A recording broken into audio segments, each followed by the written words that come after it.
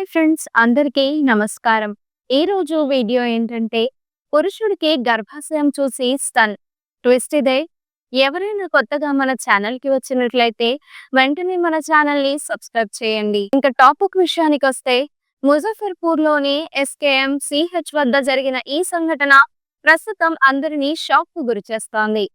అనారోగ్యంతో బాధపడుతున్న ఓ యువకుడు సిటీ స్కాన్ చేయించుకున్నాడు. అయితే అతనికి ఇచ్చిన రిపోర్టును చూసి వెంటనే అవాక్కయ్యాడు.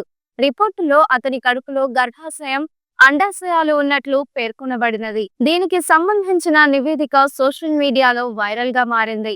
ఈ ఘటన Goyal brothers MRI CT scan centre లో చోటు చేసుకుంది. నిర్లక్ష్యంగా వ్యవహరించిన సెంటర్ యాజమాన్యంపై ప్రజల్లో తీవ్ర ఆగ్రహం వ్యక్తమవుతోంది. సిటీ స్కాన్ సెంటర్ లో జరిగిన ఈ పొరపాటును పరిశీలిస్తే అసలు విషయం వేరే ఉందని తేలింది.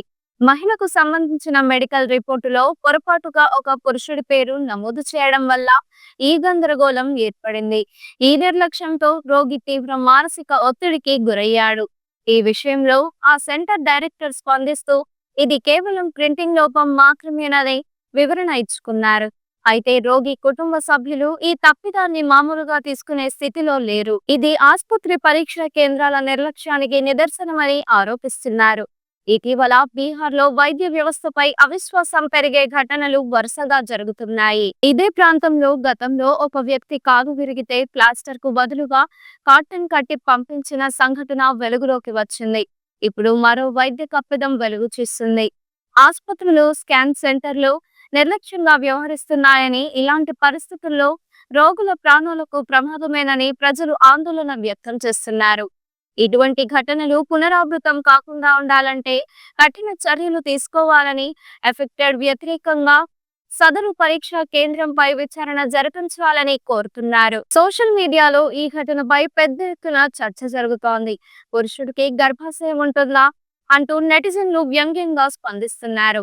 వైద్య వ్యవస్థలో జరుగుతున్న పొరపాట్ల సాధారణంగా ఊహించదగినవి కావు. కానీ ఇలాంటి ఘోర తప్పిదాలు ప్రజల్లో ఆందోళన కలిగిస్తున్నాయి. కేవలం ప్రింటింగ్ లోపమే అయితే ఆసుపత్రి యాజమాన్యం బాధ్యత వహించి బాధితుడికి సంతృప్తికరమైన సమాధానం ఇవ్వాల్సిన అవసరం ఉంది. రోగుల ఆరోగ్యంపై ప్రభావం పడే ఇలాంటి నిర్లక్ష్యం మళ్లీ జరగకుండా అధికారులు తగిన చర్యలు తీసుకోవాలని ప్రజలు డిమాండ్ చేస్తున్నారు. ఈ వీడియో మీకు నచ్చినట్లయితే లైక్ చేయండి. మీరు ఎట్లాంటి అప్డేట్స్ గురించి తెలుసుకోవాలనుకుంటున్నారో వెంటనే కామెంట్ బాక్స్ లో కామెంట్ చేయండి.